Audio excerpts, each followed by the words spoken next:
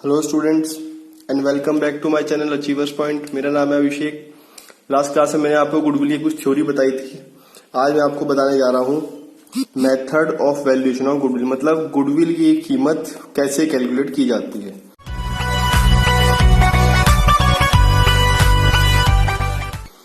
It is very difficult to assess the value of goodwill as it is intangible assets. वैसे तो goodwill की valuation निकालना काफी मुश्किल है क्योंकि एक इंटेंजिबल एसेट्स है। इन case of sale of business, its value depend on the mutual agreement between the seller and the purchaser of the business। जब बिजनेस बेचा जाता है तो खरीदने और बेचने वाले की म्यूचुअल एग्रीमेंट के ऊपर डिपेंड करता है कि उसकी क्या वैल्यू निकाली जाए। Usually there are 3 methods of valuing goodwill. 3 method है हमारे पास गुडविल की वैल्यूएशन निकालने के लिए, एवरेज प्रॉफिट, सुपर प्रॉफिट और कैपिटलाइजेशन। ठीक, तो आज हम एवरेज प्रॉफिट के बारे में बात करेंगे। एवरेज प्रॉफिट क्या मेथड है, बहुत सिंपल है, सबसे इजी भी यही पड़ता है। It is very simple and widely followed method of valuation of goodwill. In this method, goodwill is calculated on the basis of number of year purchase. Average of such profit is multiplied by the agreed number of year as such of 2 or 3 to find out the value of good. Thus the formula goodwill का value है, ये formula आप याद करेंगे। Value of goodwill का formula है average profit into number of year purchase. Number of year purchase का क्या मतलब वो तो बाद में देखेंगे, पहले हमें बताना है कि average profit का क्या मतलब है। Average profit को मैं समझ सकते हैं जैसे प्रॉफिट दिए होंगे आपको कुछ साल के, बस उनका आपको एवरेज निकालना है। एवरेज क्या होता है, जैसे मैं आपको एक पूछता हूं, सपोज करो मैं आपसे पूछता हूं कि बताओ बच्चे आपके 10th क्लास में कितने मार्क्स आए, तो आप क्या कहोगे, अपने मार्क्स बताओगे। आपने कहा सर मैथ्स में हमारे 90 नंबर आए, एसएसटी में आपने कहा सर हमारे 85 आए, आपने कहा सर साइंस में 95 आ गए, आपने कहा सर हिंदी में 92 आ गए, आपने कहा सर इंग्लिश में हमारे 98 नंबर आ गए। ठीक, अब आपसे पूछ रहा है कि बताओ बच्चे, ये तो अलग अलग नंबर, अलग सब्जेक्ट के नंबर हो गए। अगर मैं आपसे पूछता हूं कि इन सबका एवरेज क्या है, तो आप एवरेज करने के लिए क्या करोगे, बहुत सिंपल तरीका है। आप क्या करोगे, इन सबको प्लस कर लोगे। ठीक, सपोज करो इन सबको प्लस करके सपोज करो आपके नंबर आ जाते हैं 480। एग्जाम्पल है, हो सकता है कि नंबर क्या मैं ऐड नहीं कर रहा, 480 आ जाएगा। और नंबर कितने हैं ये, 1 2 3 4 5 सब्जेक्ट है, इनके आप 5 से डिवाइड कर दोगे। ठीक, तो सपोज करो ये आ जाता है 94। तो 94 नंबर आपके एवरेज है, मतलब आपके हर एक सब्जेक्ट में ऑन एन एवरेज 94 तक नंबर आए हैं। 94 से भी कम, ज्यादा भी हो सकते हैं, 94 से भी, लेकिन ये एक एवरेज है। एवरेज निकालना आप सबको आता है, जो भी आपको दिया हो उन सबको प्लस कर दो, और जितने वो है 1 2 3 4 5 है, 5 से 4 है, 4 से 3 है, 3 से, तो इसे कहते हैं हम एवरेज। एवरेज तो आप सबको मेरे बताने से पहले भी आपको पता था। ठीक, तो फॉर्मूला क्या कहता है गुडविल का? गुडविल का फॉर्मूला है average profit into number of year purchase. तो एवरेज तो आपको निकालना आता है, प्रॉफिट दिया होगा आपको, उन सबको आप प्लस करोगे, और जितने भी होंगे प्रॉफिट 3 साल के, 3 से 4 से डिवाइड करके आपका एवरेज आ जाएगा। अब सवाल ये आता है कि नंबर ऑफ ईयर परचेज का क्या मतलब है। ठीक, नंबर ऑफ ईयर परचेज का मतलब यहां तो नहीं दिया हुआ, मैं आपको दूसरी बुक दे देता हूं। बुक है आपके पास TH ग्रेवाल, इसमें लिखा हुआ है नंबर ऑफ ईयर परचेज का क्या मतलब। इसे आप लिख लेना, एग्जाम में कभी बार इसके ऊपर 1 नंबर का क्वेश्चन पूछ लिया जाता है। Number of year purchase means, इसे हम शॉर्ट फॉर्म में NYP भी कहते हैं। Number of year purchase means the number of year for which the firm is likely to earn the same amount of profit after changing of ownership because of the effort put in the past. मतलब number of year purchase का मतलब ये है कि अगर ownership change भी हो जाए तो जो उसका नया ओनर है वो आने वाले समय में, जो उसका नया ओनर है वो आने वाले समय में कितने समय तक वो सेम प्रॉफिट कमाएगा। वो 1 साल तक कमाएगा, 2 साल तक कमाएगा, 3 साल तक कमाएगा, तो NYP से कहते हैं। NYP का मतलब ये है कि जो नया ओनर बिजनेस खरीद रहा है तो वो सेम प्रॉफिट जो आपकी पुरानी फर्म कमा रही थी, वो उस सेम प्रॉफिट को कितने सालों तक कमाता रहेगा, 1 साल, 2 साल, 3 साल, 5 साल, तो उसे कहते हैं नंबर ऑफ ईयर परचेज। ठीक, तो ये था NYP की डेफिनेशन, आप इसे लिख लेना। अब बात करते हैं वाई एवरेज प्रॉफिट। हम एवरेज प्रॉफिट ही क्यों यूज करते हैं? अब buyer always want to estimate the future profit. भाई जो भी बिजनेस खरीदेगा, सपोज करो आपने किसी का चलता हुआ बिजनेस खरीद लिया, ठीक, तो अब आप ये तो जानना चाहोगे ना कि ये प्रॉफिट, आज जो प्रॉफिट कमा रहा था, तो फ्यूचर में कितना प्रॉफिट कमाएगा, तभी तो आप कोई चीज खरीदोगे। अब buyer always want to estimate the future profit of a business. Future profit depend upon the average performance of business. और फ्यूचर का प्रॉफिट कैसे डिपेंड करता है, आपकी एवरेज परफॉर्मेंस, आपने पिछले समय में कितना प्रॉफिट आप कमा रहे थे, ठीक है जी, एक average in the past. Past profit indicate as to what profit is likely to occur in the future. Past profit के अंदाजे से आप फ्यूचर का प्रॉफिट आप बता सकते हो कि आने वाले समय में आप कितना प्रॉफिट कमाते हो। सपोज करो मैं आपसे ऐसे ही पूछता हूं, देखो सपोज करो एक फर्म है जो 2011 में स्टेब्लिश हुई, 2012, 2013, 2014, ठीक। अब मैं आपसे पूछता हूं, बताता हूं, 2010 में इसने 10,000 का प्रॉफिट कमाया, फिर इसने 20,000 का प्रॉफिट कमा लिया, फिर इसने 40,000 का प्रॉफिट कमा लिया, फिर इसने 50,000 का प्रॉफिट कमा लिया।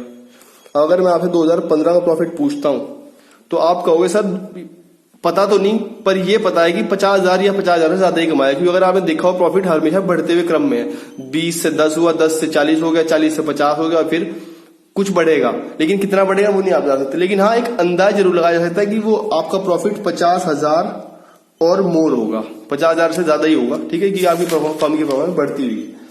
तो पास्ट के परफॉर्मेंस को देखते हुए मैं फ्यूचर का कुछ प्रॉफिट का अंदाजा लगा जरूर सकता हूं। कहते हैं but before calculating the average profit, लेकिन प्रॉफिट का एवरेज करने से पहले, is likely to occur in the future the past profit are average, but before calculating the average, लेकिन प्रॉफिट को एवरेज करने से पहले, मतलब सबको ऐड करके और उस नंबर से डिवाइड करने से पहले क्या करना, the profit earn in the past, जो आपने पास्ट में कमाया होगा, is adjusted in the light of future expectation. लेकिन उस प्रॉफिट को जो आपने पास्ट में कमाया था उसे फ्यूचर के एक्सपेक्टेशन के हिसाब से आपको एडजस्ट करना बनता है। And the following factor should be taken into account while calculating the average, और इन फैक्टर्स को आप जरूर ध्यान रखेंगे जब आप फ्यूचर का प्रॉफिट को आप एस्टिमेट करेंगे। 3 पॉइंट है, याद रखना आपको, अगर याद रहे तो अच्छी बात, नहीं तो रट लेना, मैं रटवा दूंगा आपको। कैसे देखते हो, कहते हैं abnormal income of a year should be deducted out of the net profit of that year. मतलब अगर आपने किसी भी साल में एबनॉर्मल प्रॉफिट इनकम कमाई थी, ठीक है जी, तो उस इनकम को उस साल के प्रॉफिट में से हटा देना। मतलब एवरेज करने से पहले अगर किसी साल में आपने कोई एबनॉर्मल इनकम कमाई थी तो उस एबनॉर्मल इनकम को उस प्रॉफिट में से हटा देना, लेस कर देना। लिखा हुआ ना, should be deducted out of the net profit. ऐसा क्यों कह रहा हूं, इस बात को समझे। पहले तो एबनॉर्मल का मतलब समझते हैं, और एबनॉर्मल से पहले आपको नॉर्मल समझना पड़ेगा। देखो, नॉर्मल प्रॉफिट क्या होता है, जो आप एक नॉर्मल स्थिति में कमाते हो, ठीक, जो आप बिजनेस रन कर रहे हो और आप प्रॉफिट कमाते हो, तो कहता है नॉर्मल प्रॉफिट, जो नॉर्मल सर्कमस्टांसेस में आप कमा सकते हो। एबनॉर्मल इनकम वो होती है जो नॉर्मल सर्कमस्टांस में आप नहीं कमाते। सपोज करो आपकी मोबाइल की शॉप है और किसी टाइम में किसी मोबाइल फोन की डिमांड इतनी ज्यादा बढ़ गई कि आपने जो जिस प्राइस पे वो खरीदा था वो उससे थोड़ा एक्स्ट्रा पे बिक गया, ठीक है जी, तो वो एक एबनॉर्मल इनकम है। मतलब कि वो सिचुएशन हर साल रिपीट नहीं हो सकती। भाई नॉर्मल इनकम तो है कि आपकी दुकान है मोबाइल की, आप मोबाइल पीछे सस्ता खरीदते हो, थोड़ा बहुत प्रॉफिट अपने जोड़ के बेच देते हो, वो तो नॉर्मल प्रॉफिट है। एबनॉर्मल प्रॉफिट वो हो गया कि जो किसी ऐसी सिचुएशन की वजह से हो गया, ऐसी एक्स्ट्रा ऑर्डिनरी सिचुएशन आई आपके सामने जो हर साल रिपीट नहीं होती, ठीक है जी, तो वो एबनॉर्मल इनकम है जो आपकी कभी कभार हो जाती है। जैसे मैं बात करूं कि जैसे इस टाइम आपको पता है कोरोना वायरस का काम चल रहा है, ठीक है जी, तो बहुत सारे दुकानदार कुछ सामान अपना ज्यादा प्रॉफिट पे बेच रहे हैं, ठीक, कुछ सामान हो सकता है, वैसे मैं किसी के ऊपर कमेंट नहीं कर रहा हूं, मैं एक एग्जांपल के तौर पर बता रहा हूं कि कोई दुकान वाला सपोज करो कोई सामान एक्स्ट्रा ज्यादा पे बेच रहा है, जो 10 की चीज है वो 15 बेच रहा है, ठीक है जी, और लोग खरीद भी रहे हैं। पर ऐसा तो नहीं है कि वो जिंदगी भर उस चीज को 10 की चीज 15 को ही बेचता रहेगा, ठीक है जी, उससे उस साल में उसको प्रॉफिट ज्यादा होगा, लेकिन वो प्रॉफिट हर साल होगा ऐसा पॉसिबल नहीं है, क्योंकि वो इनकम एबनॉर्मल है जो सिचुएशन के हिसाब से आई थी, और वो सिचुएशन हर साल आए ऐसा पॉसिबल नहीं है, तो उसे हम बोलते हैं एबनॉर्मल इनकम। तो अगर आपको एबनॉर्मल इनकम आई है किसी प्रॉफिट में जुड़ी है तो उसे उससे लेस कर देना, ठीक। दूसरी बात आती है एबनॉर्मल लॉस की। Abnormal loss of the year should be added back to the net profit of the year. और दूसरी बात करते हैं कि आपको अगर एबनॉर्मल लॉस हुआ हो, एबनॉर्मल लॉस का मतलब है, पहले तो नॉर्मल लॉस समझते हैं। नॉर्मल लॉस का मतलब है जो आपको होना ही होना है, जिसे आप रोक नहीं सकते।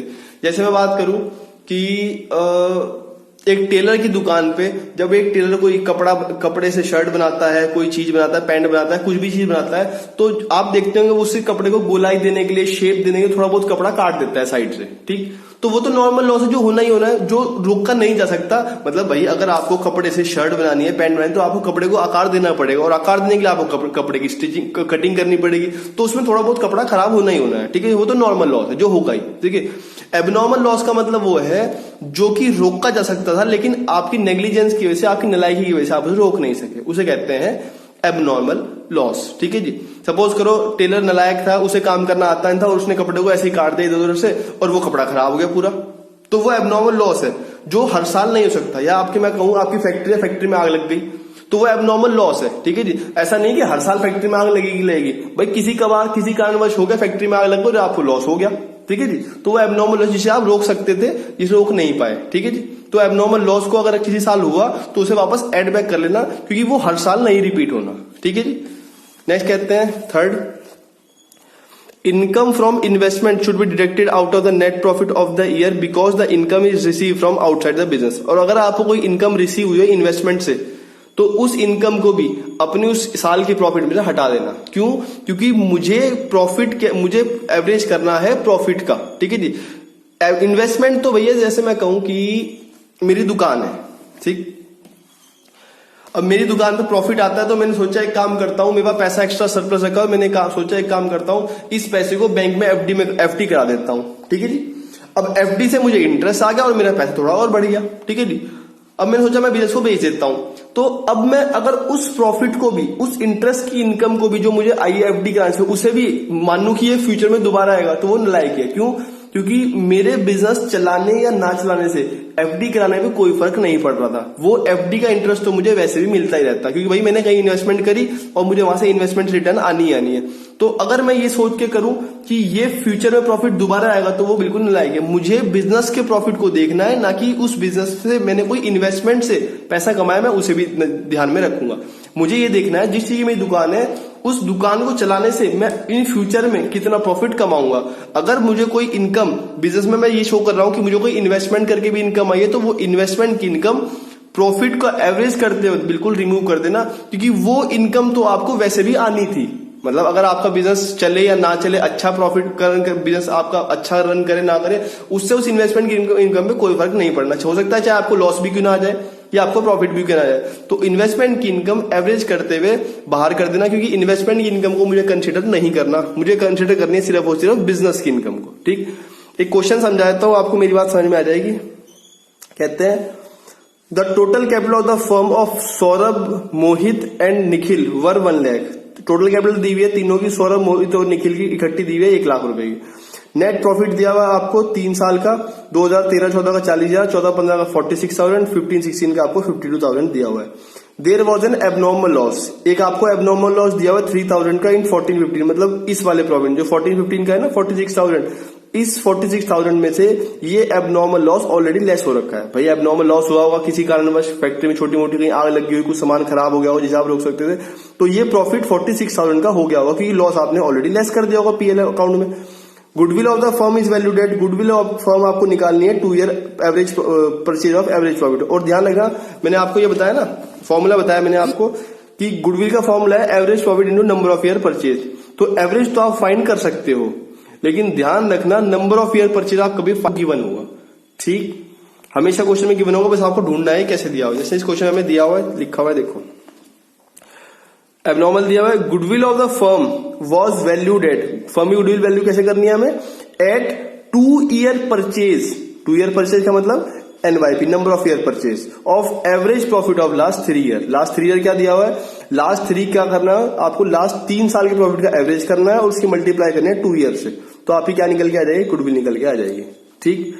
फिर बता रहा हूं, बच्चों को ये समझ नहीं आता, कहता है सर यहाँ 3 लिखा हुआ है, यहाँ 2 लिखा हुआ है, अब मुझे समझना है 2 ईयर का एवरेज करना है और 3 से मल्टीप्लाई करनी है। नहीं, लिखा हुआ है एवरेज प्रॉफिट करना है 3 साल का, मतलब 3 साल के प्रॉफिट का एवरेज करना है और 2 साल के NYP से मल्टीप्लाई करने। थोड़ा पढ़ने में आपको पता लग जाएगा कि क्या चीज लिखी है, कितने साल का एवरेज करना और कितने साल का आपको NYP दिया हुआ है। बच्चों कंफ्यूज हो जाते हो, कहते हैं सर मुझे लग रहा है कि 2 साल के प्रॉफिट का एवरेज करना और NYP दिया हुआ है 3। नहीं, लिखा हुआ है goodwill of the firm is valued at 2 year purchase, NYP number of year purchase and average profit of last 3 year. तो वर्डिंग को ध्यान से पढ़ना, आपको समझ में आ जाएगा।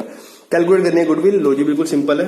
क्या करना है, इसका कोई फॉर्मेट नहीं है, तो आप क्वेश्चन को कैसे भी सॉल्व कर सकते हैं।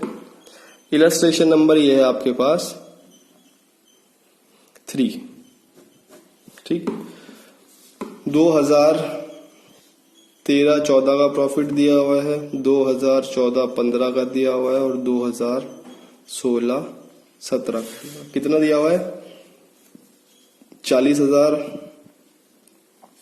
46,000 और 52,000। इन तीनों साल में से एक साल के प्रॉफिट में एबनॉर्मल लॉस लेस हो रखा था और वो था ये, इसे हमें ठीक करना है। ठीक, इसे ठीक करना है हमें, तो क्या करेंगे, एबनॉर्मल लॉस लेस हो रखा था तो उसे वापस ऐड कर लेंगे। ये कितना हो जाएगा 49, ये तो 40 रहा, इसमें तो कोई चेंज नहीं था और इसमें कोई एडजस्टमेंट नहीं थी, 52 ही रहा। तीनों को प्लस कर लो, ये कितना आ जाएगा 1,41,000। एवरेज प्रॉफिट आपको निकालना आता ही है, कैसे करेंगे, 1,41,000 की डिवाइड कर देंगे 3 से, ये क्या आ जाएगा 47। गुडविल का फॉर्मूला आपको पता ही है, क्या फॉर्मूला है गुडविल का, average profit into number of year purchase. Short form में हम इसे लिखते हैं NYP, आगे जो शॉर्ट फॉर्म यूज करेंगे। एवरेज प्रॉफिट कितना फाइंड किया हमने 47,000, NYP क्वेश्चन में क्या दिया था 2, तो गुडविल आ गई आपकी 94,000।